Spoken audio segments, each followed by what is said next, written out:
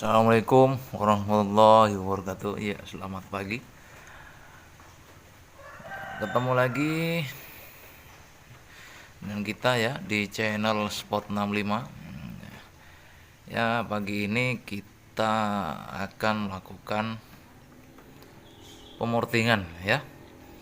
Ini ada blok Ninja 2 tak yang tipe lama atau blok KIS ya. Untuk Ninja terbaru itu kan sudah menggunakan sistem Super Kips ya. Oke, sebelum kita lanjut, saya ucapkan banyak terima kasih ya buat teman-teman yang sudah dukung channel Spot 65 ya, hingga bisa berkembang seperti saat ini. Nah, kemudian buat kalian ya yang baru ketemu channel Spot 65 ini, saya ucapkan selamat datang. Dan kita juga mohon dukungannya. Teman-teman bisa bantu subscribe. Kemudian juga bisa aktifkan lonceng notifikasinya supaya apabila Spot 65 ini upload video terbaru, teman-teman bisa dapatkan notifikasinya ya. Kalaupun ada pertanyaan, kritik dan saran, bisa kalian langsung tuliskan di kolom komentar. Oke, kita kembali ke pembahasan. Ini adalah blok Ninja KIS ya. Ninja KIS itu muncul atau awal produksi ya sejak tahun 90-an hingga tahun 2004 berubah menjadi sistem Super Kips ya. Jadi sedikit penjelasan ya buat teman-teman yang awam. Blok ini adalah blok Ninja KIS ya, yang artinya lubang knalpotnya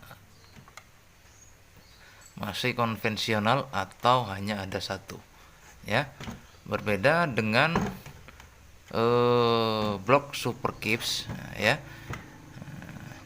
yang lubang knalpotnya itu ditambahkan metode atau sistem Super Kips. Jadi di bagian sini ini juga ada lubang.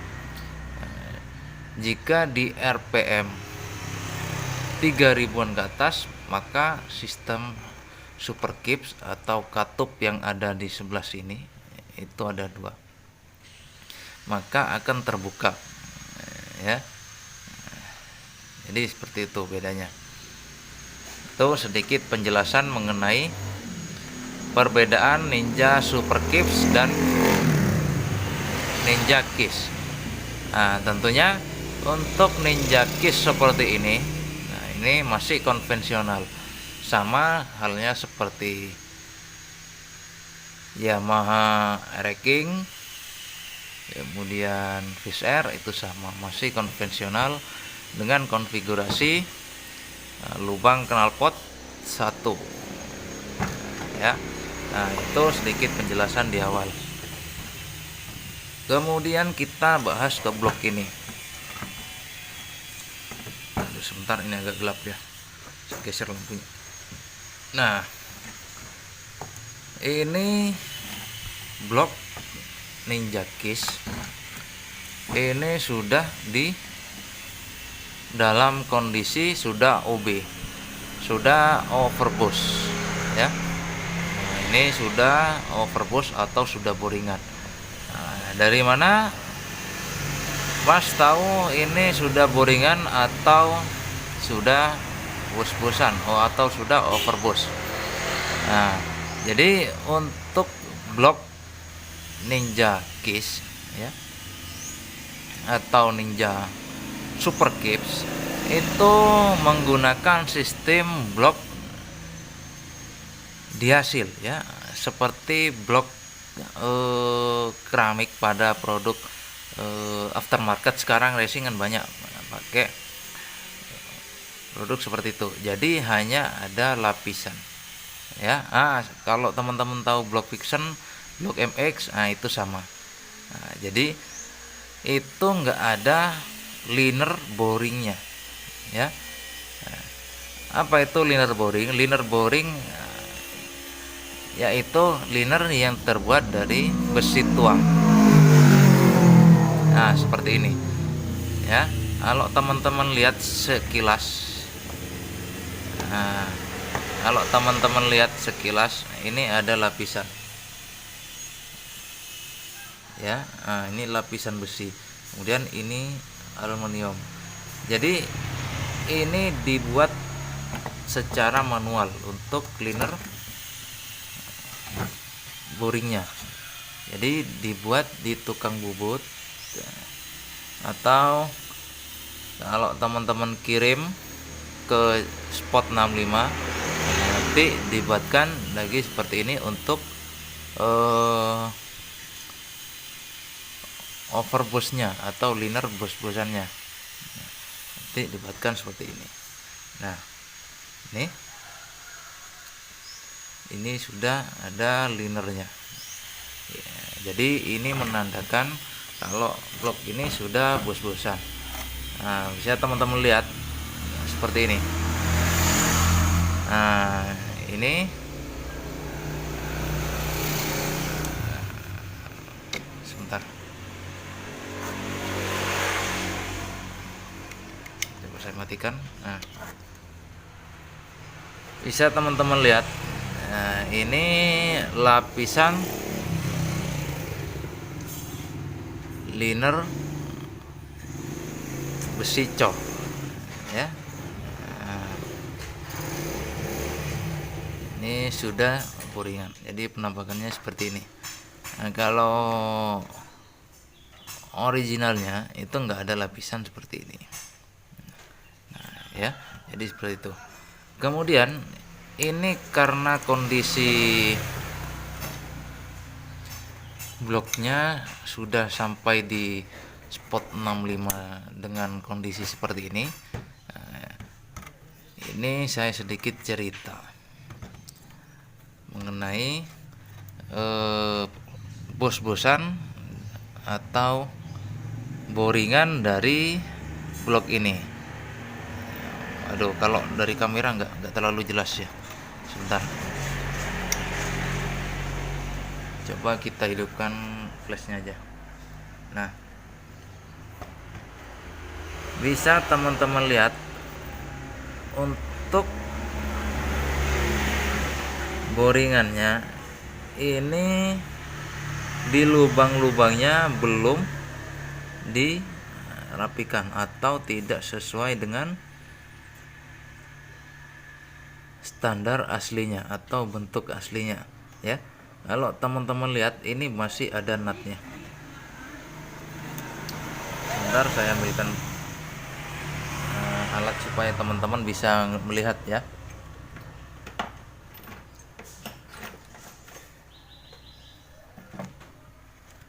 Nah, kalau teman-teman lihat bagian ini ada nut yang tidak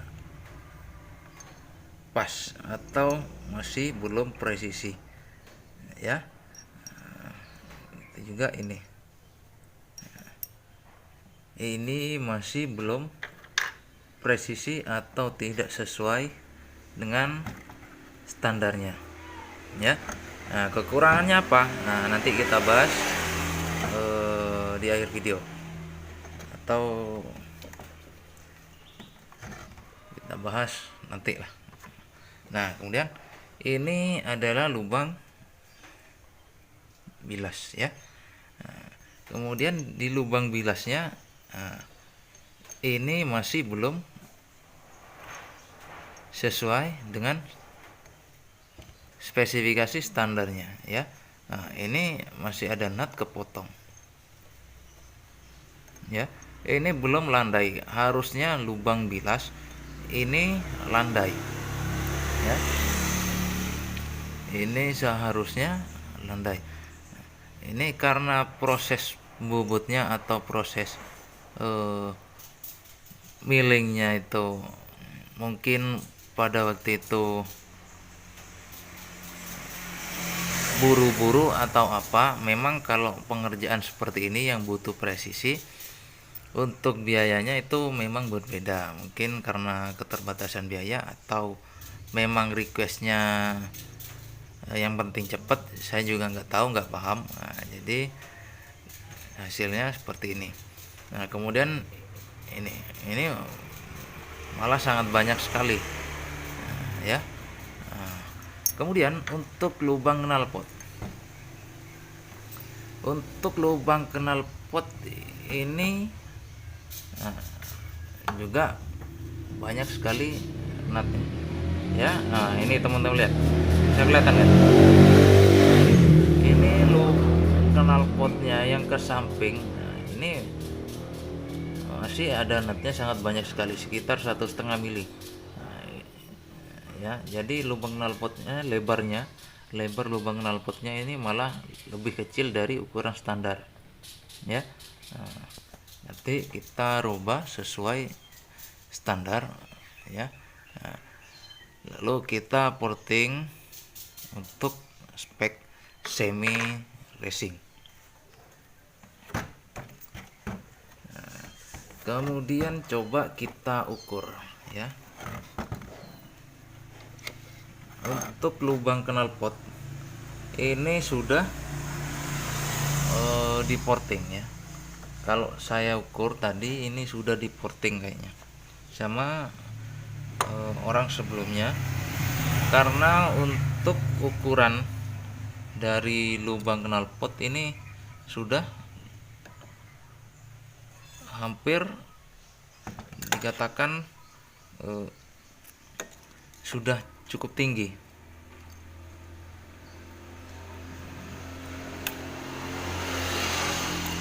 Sebentar. Ini susahan ya, karena kita nggak punya dudukan kamera. Kemarin rusak dudukan kameranya, ya. Jadi kita pakai tangan dua ini. Nah, ini coba kita lihat, ini ada di angka, nah ini 29,5, ya. Nah, ini tandanya lubang knalpotnya sudah naik. Nah, ini sudah cukup. Saya nggak akan menaikkan lagi untuk lubang knalpotnya. Ini sudah cukup untuk ukuran semi racing, ya, karena masih dipakai juga untuk harian touring. Nah, kemudian nanti kita akan ubah lebarnya, kita akan tambah lebarnya.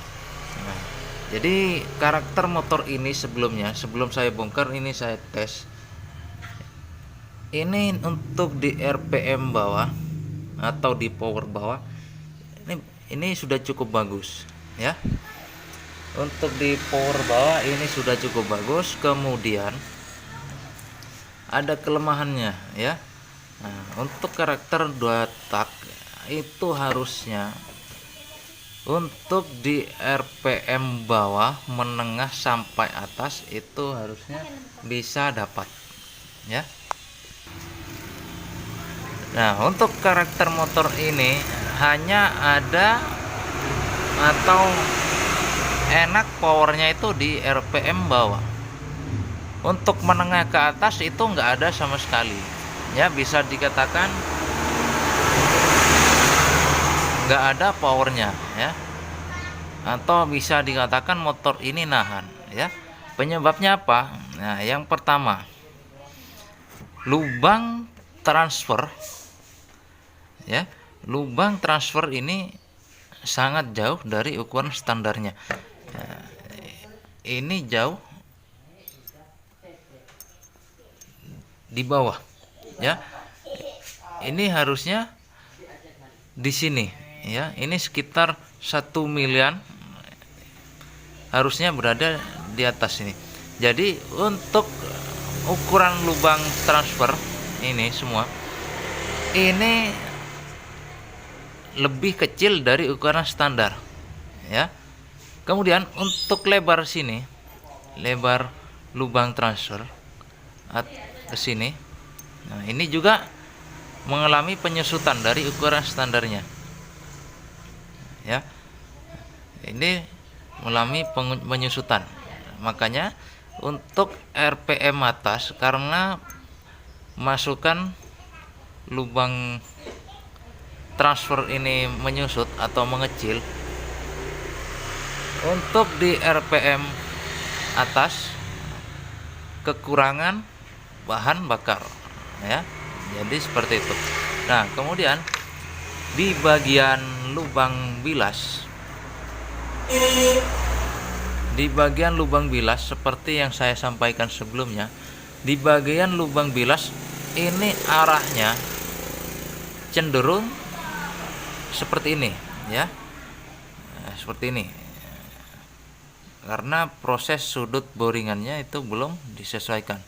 Nah, jadi seperti ini. Arahnya itu cenderung lebih mendekati ke lubang knalpot. Nah, harusnya lubang lubang bilas itu landai mengarah ke ruang bakar, ya. Nah, jadi tidak langsung ke arah lubang knalpot. Nah, makanya kenapa ini di RPM atas cenderung tidak bertenaga atau nahan, karena gas segar, ya, yang harusnya masuk ke ruang bakar atau ruang squeeze, ya, pada head itu malah langsung berada di bagian bawah piston, nah, yang ikut terbuang dengan sisa pembakaran, ya. Jadi seperti itu. Oke. Ini durasinya udah cukup panjang, ya. Ini hanya penjelasan untuk blok OB dari Ninja Kiss ini. Nah, nanti kita buatkan video part kedua untuk bahas tentang portingannya. Jadi untuk judul video kali ini kita buatkan penyebab Ninja loyo di putaran atas menggunakan blok OB, ya. Nah, kemudian pertanyaannya, banyak teman-teman yang nanya, bisa nggak blok OB ini enak seperti original, anti ngejim, anti loyo, kemudian anti overhead? Nah, bisa, ya, bisa, dengan catatan untuk proses pemasangan atau proses linernya ini memang harus dipres, ya. Nah, untuk pemasangannya harus dipres ke bloknya. Kalau hanya asal pasang setelah dibubut bloknya kemudian langsung dipasang ini, saya jamin nggak bisa, ya. Itu pasti kalau panas, loyo, kemudian overhead, ya, saya jamin. Kecuali kalau proses pemasangannya itu dipres, dipanaskan terlebih dahulu kemudian dipres, ya, tanpa merusak aluminiumnya ini. Nah, itu saya jamin kuat.